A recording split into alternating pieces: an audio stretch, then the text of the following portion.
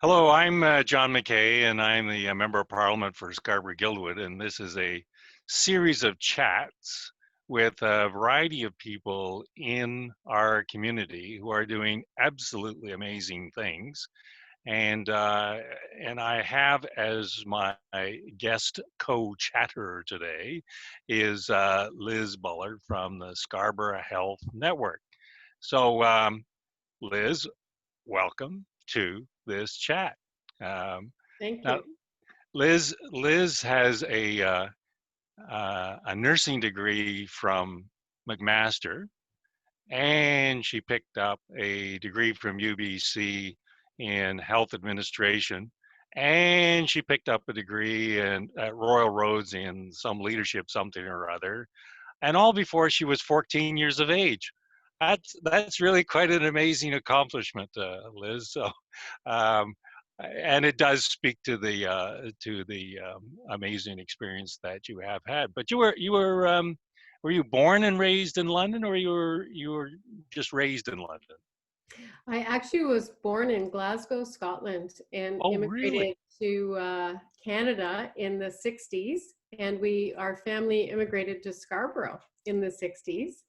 And I often tell at our staff town halls how my Auntie Wilma still lives across the street from the General. And it's not infrequent that she'll call me on a Friday evening to let me know how the emergency department is working out with some advice. So, We uh, know where you are. Yeah. yeah, I've got a lot of family still around. But no, when we immigrated from Scotland, we immigrated to Scarborough. So it's got a long history for us, a long history of family who were treated in all three of the hospitals that I now support. So it's very near and dear to me. Really? So where were you raised in Scarborough? Or how long did you stay in Scarborough after you came Yeah, from Scotland? so our family first came to Scarborough, and every one of the siblings of my mom's side of the family stayed in Scarborough, but my parents actually then moved on to London, Ontario. So, well, hop, skipped, and jumped through St. Catharines and other spaces, and then mostly was in London, Ontario. And that's where I finished my high school years and then went on to Hamilton and McMaster to get my nursing degree. Yeah. Did you know that London and I think Winnipeg are the two cities in Canada where they launch new products? Because if it if it goes well in London, then it'll go well in the rest of the country. So it's a lovely little city. Yeah, It's well, almost as nice as Scarborough. it is. It is as nice. Well, Scarborough's it gets better and better, actually, I think. But here's the irony. I also lived in Winnipeg for a number of years Oh, because I my see. father's work took him to places that were testing things. So Uh, to exactly what you said. So spent a few years in Winnipeg as well, and also a great city. Loved it, but happy to be back in Ontario. well, before you arrived back in Scarborough, which, as we all know, is the center of the universe, exactly. You've had an interesting kind of hop, skip, and jump around the country as well. And I won't dwell on the lost time out on the West Coast, but but here you were, I guess, the chief nurse at the Osler. And I guess that leads to jokes about Nurse Cratchit and stuff like that, but we better not go there or people might be offended. And then you were involved in, I guess, the friendly merger at St. Joe's. So tell me about that. How did that go? Yeah, so my first CEO job was being the CEO of St. Joe's Health Center in Toronto. It was a great privilege. I was there for 5 years, but having worked in the West Coast, really recognized standalone organizations as hospitals today isn't the best model. Mm. And Hmm. so really looked from when I started there of how do we integrate to support a stronger structure. So worked very closely with Dr. Bob Howard at St. Mike's and Providence Healthcare to integrate those systems across the Catholic healthcare system, which is a very important system, but also um, acute care. It just offered us an opportunity of having secondary, tertiary, quaternary, and rehab and long-term and palliative care all integrated into one system. So we spent a number of years looking at how do we create a more efficient system, using our physical, human and physical resources the best way possible. And it was a voluntary integration. So it worked out very well. And now they are now Unity Health, led by Dr. Tim Rutledge. So I think all really in the best interest of patients in the community, and using our resources that are entrusted to us by the public to be making sure we can invest more in healthcare. There's, as you know, better than any of us as a leading politician, there are no new dollars, and we're just continually moving them around. And so in Ontario, when we're spending greater than $61 billion in healthcare, we need to find ways to use that most effectively. And I believe having integrated organizations where we can merge our back offices, integrate our clinical services and programs is the right way to go. And we were able to do that with St. Joe's, St. Mike's, and Providence Healthcare in a voluntary way. And then I had the privilege of coming into Scarborough Health Network, where it was a mandatory merger across our organizations. But actually, the organization has now come to see the benefits of where we can really build the best healthcare system in the country for Scarborough. I see. I assume that because you've done the St. Joe's project, that's why they recruited you to do the Scarborough project.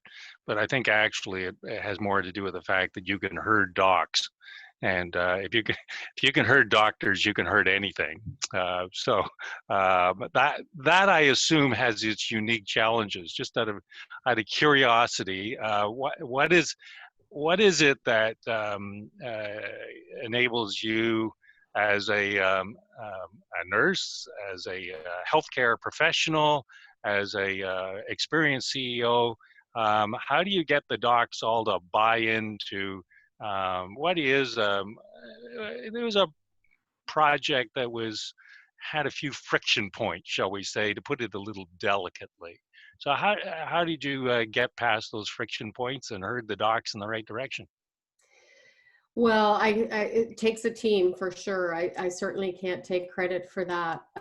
It's really means listening a lot, bringing all the right people together, and that included our physician leaders. And so often it's, communication is a huge challenge. And so getting to the front line of even physicians is not easy. And that's a big part of making sure the frontline physicians believe they're heard, they're engaged, they're involved in the decision making. And so that was a big part of the success ultimately of meeting the needs of serving the greater Scarborough. So you're referring to our women's and children's program that we integrated onto 2 sites because we had 3 large programs across Scarborough, and they were not efficient because you just don't have that volume of resources. And so we were able to ultimately move resources across the 3 sites to serve Scarborough better. But we absolutely had to take the time to meet with our physicians and the frontline clinicians to hear what their concerns were. And not just the physicians, actually the community had a huge say. The Scarborough community is very, very engaged community, and has a very strong voice, and very much cares that they're making sure they get their needs met. And so we had to make sure we took time to hear from them as well. And we made a commitment that once we implemented that program, that we would also report back within a year. So this fall we'll report back to the community the effectiveness, what's working well with the integration, and what we still need to change. And you know what? We've done okay. We have people like Councillor Karagiannis on our team, and he was probably the largest voice opposed to us, and he is. We're on board. We have a commitment because we really all do have the same thing in mind. And when you can get people to understand we all have the same common interest, of patient care and the health of our community. If we can get around that, and then we just listen to each other, and take risks, get out of our comfort zone, we can move those things ahead. So I think Well, Jim and I go back to when I was first elected in 1997, and being in and out of a comfort zone is probably a good phrasing when it comes to my friend Jim. Now, I take note that this is now the third largest health network in Ontario. Is that correct? that's correct. Yeah, we're one Now, of I the. imagine not many people in Scarborough know that you are ahead of the third largest health network. And the other thing that I've found interesting with the hospitals over the years is that the level of specialization is really quite remarkable. The cardiac facility under, I think, Dr. Joe Ricci is quite a remarkable expansion, a development, I guess, over quite a number of years. And again, people don't realize the diagnostic talent and capability that's there right in our own community. You're absolutely right, and it's part of what we're really working at is really telling our story. And when I was at St. Joe's Health Center, Sister Roberta said, "Pride is only a sin if it's about yourself. You're allowed to brag about your organization." And Yeah. So I've been trying to carry that forward here at Scarborough Health Network. We have a whole bunch of hidden gems and programs, and we keep our heads down and we do great work, but we don't share our story big enough. And so being the third largest community health network teaching hospital, we need to get that message out there. And we have one of the top cardiac programs in the province, one of the largest programs. We do everything with the exception of cardiac surgery within our center. And in fact, it's in our plan to be bringing in cardiac surgery within the next 5 to 10 years as well, because my goal is, I truly believe the size of Scarborough, and we support the Central East Lynn area, the East and North. People shouldn't have to go downtown for the care, except for Right. exceptional care that's highly specialized services. We should be able to build that capacity between Scarborough, Lake Ridge Health, Peterborough, so that people in the northern regions can get their care without having to go downtown. At Scarborough Health Network, we have the regional cardiac program. We have a regional vascular program, so all of the vascular, thoracic surgery, or vascular surgery is done there. We also have the regional eye program as well, so ophthalmology program. So huge programs that we're serving vast regions outside of Scarborough who come to us for care. And you're absolutely right. People don't know. It's some of the best hidden secrets of the things. Well, speaking of people who speaking of things people, and particularly in Scarborough, but generally don't know, is as I introduced you, I was saying that this is a series of chats of people doing interesting things in Scarborough. So prior to you, I had an interview with Wisdom Teddy, the principal at UTSC, and he was saying that in the last 10 years, the top undergraduate scholar in the entire University of Toronto system has been at UTSC. That's pretty. How many people in Scarborough know that? Not And our mutual friend Craig Stevenson, I interviewed him, and he's pretty proud of his institution, and rightly so, because on the satisfaction index, KPI, I think it's called, Centennial rates as the top institution in all of the GTA. And here we have a fantastic hospital network. We have a fantastic university. We have a fantastic college program, all sitting in Scarborough, and folks don't necessarily know it. So you are part of a holy trinity, Liz. Well, and I don't know if they mentioned, but we actually work together as what we call our anchor institutions. So along with Wisdom and Craig, we also work with the zoo, who's doing Oh, yeah. incredible things, Dolph de Jong, Yeah. in helping with health and wellness and looking at how do we help seniors and how do we connect families, and doing just phenomenal work with the pathways in the outdoor world. And I know you know all of what they've been doing just to support, especially during times of pandemic, online resources, but now drive-throughs the park. But we work together as anchor institutions, and we want to continue to grow that. Is how do we collectively enrich Scarborough together, and start to share exactly what you're talking about, those stories that people don't know enough.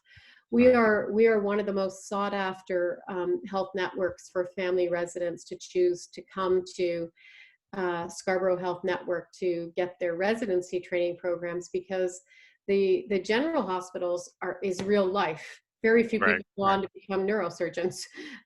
Many people end up doing general medicine and working in emergencies or internal medicine or family practice, and being connected to the large general hospitals is really, really important. And in fact, we'll have another graduating class virtual next Friday, which I'll be pleased to speak at. But there are many, many things that we can really celebrate about Scarborough and what's going on. And you have a diversity of population, which is an underappreciated resource. I've talked to other docs, and they quite enjoy being in and around Scarborough because of the ability to deal with particular disease pathologies unique to the diversity of the population. Yeah, and to that, one of the things that we're doing, working with U of T Scarborough and the University of Toronto, is looking to build an academy in Scarborough as an academy of the U of T, of University of Toronto, to support ongoing healthcare professional development, both physicians, physician assistants, and nurses and allied health workers. So that's in the works, and it's being tabled at the ministry, and we're looking forward to that, because we know that if you train people in the community, and they 80% will stay in the community, and that means we have a much more diversified workforce in our healthcare environment as well. Yeah. I'd love to carry on the conversation about anchors in Scarborough, because we could talk about the zoo, which is an anchor. We could talk about the Rouge Park, which is another anchor. We'd love to be able to get that Medaway project, which would run near the hospital. Well, actually, to the west of the grounds, actually. Yeah. Going, and these are all great assets, but. Let me turn to the issue that was on our call last week, and that was, Scarborough has unfortunately been a hotspot for the breakout of the COVID, and largely centered in the nursing homes in the Guildwood Extended Care and Altamont and Seven Oaks, and it's concerning. There's absolutely concerning. And when you start talking about, the various primary, secondary, tertiary, fourth, fifth, sixth levels of healthcare, it sort of fits into your thinking as to what is the role of the senior medical entity in Scarborough with respect to the health issues that have arisen in COVID. And I'd be interested in your reflections, not only on what's happened, but also your reflections on what, if there is a second wave, are we better prepared for it? Because I think that would be of keen interest to people who'll be listening to what we have to talk about. Yeah, thanks. Very, very timely and important question. We see ourselves as the Scarborough Health Network, supporting all of Scarborough, as really having a pivotal role in supporting all of our community agencies and our community to be as healthy as possible. And while traditionally hospitals have been seen as catcher's mitts, you know, you just deal with what comes into your door. We see ourselves as much more externally focused as well, and partnering with those agencies. So we have partnered very closely with public health, with our long-term care homes and our community agencies. Fortunately, we had our Ontario health teams had been started early on. So we have actually an excellent relationship with every community agency and our primary care physicians in Scarborough. Some stronger, some weaker, but we have connections to all of them. With regards to long-term care homes, we stepped in early. Scarborough has a huge volume. We have 22 long-term care homes within Scarborough, and I think just over about a dozen residential care homes. We directly support 20 of the long-term care homes. 2 of them sit on the borders of North York and Toronto East, and so supported by Michael Guerin in North York. However, so 20 homes. So we set up actually early on an incident command center to support all those homes with a palette of what are their needs and how can we support them to really protect our community and protect the homes. And so we've been doing that now for about 8 weeks, led by our Executive Vice President, Dr. Bert Lowers. And that has been going exceptionally well, and actually worked really well in that, yes, Altamont had a major outbreak and extended care is in outbreak. But it worked well in that we already had relationships built and what were the necessary areas that we needed to go in and help provide them support. So infectious disease, environmental services, professional practice, so nursing models of care. What were the areas, nutrition services, etc. So again, we used it as a menu for each of those homes. And all our other homes who aren't necessarily in an outbreak or being put into by the ministry asked to have voluntary management agreements. So we're overseeing Altamont and extended care, both in a good position, working very well collaboratively, exceptional integration of our leadership teams to move them forward. All of us have the same goal in mind, the safety of the staff and the patients. But we see Scarborough Health Network sees that that's a big part of our role. And we see that when the pandemic, and we will get through this together and it will go away, that it's actually forced relationships of integration and health system thinking that we've been talking about and nipping away at the edges for years. It's pushed us, it's forced us to have to do it in a very expedient way in order to move forward and get out of these outbreaks. So if we were having this conversation a year from now, yeah, how would you see in the ideal world of Liz Buller? How would you see things coming about? What would Liz Buller's role be that's different than what she is doing today, and would you be in effect responsible for more institutions? Yeah, great question. So I'll declare my bias. I really do believe in an integrated health system that runs more like a regional health authority model. And there are pros and cons to that. But I do believe in that hub and spoke, that I think the siloed model of having long-term care, acute care, everything separate, has shown itself to not the flaws and the weaknesses when crisis hits. So I do see that whether it's the hospital or creating a regional health authority, that there has to be one master, and then that there's a hub and spoke model out of there. So whether it's an accountable care organization type of model, a provincial regional health authority, we need much more integration, and we need one leader who brings all of those together and does not have separate streams. Yeah. And when you think about that, do you see it as a different role for levels of government. So there's been some people pressing the federal government to become more involved under the Health Canada Act. Do you see that as a potential, or is that a conversation that really you don't think is a necessary conversation?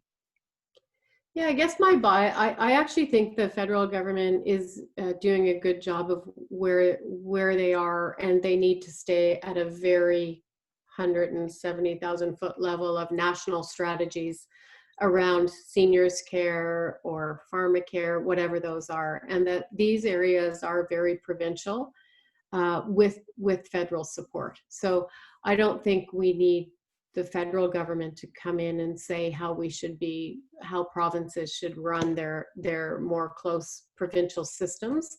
I do think we need the federal government to have overarching expectation around seniors' health, pharmacare, mental health. But I Yeah. would keep it at that level and not at an operational provincial level. Yeah, I think that makes a lot of sense to me. I think the idea of a strategy, the idea of setting standards, the idea of universality right across the board, and of course the funding is always we're always talking funding, but I don't know who's going to have any money anymore. But, Yeah, yeah, I don't well, either. yeah, no kidding. Maybe if we know how to make masks. Yeah, that's right, that's right. Well, we are going to have to leave it there. This is an interesting conversation. I would anticipate that we might carry on this conversation a few months from now. I'm rather hoping that the comfort you've been giving with respect to a second breakout will be well-placed comfort, and that we in Scarborough will be much better positioned to make sure that deaths are unnecessary and outbreaks are unnecessary. And I particularly appreciate your role in this and that of the hospital. So thank you. Thank you. That's an interesting conversation, and we will carry on. So with that, I want to thank each and every one of you who are listening, and thank Liz as being our guest for this chat. And look forward to the next one. Thanks again, Liz. Thanks so much. Pleasure. Good night.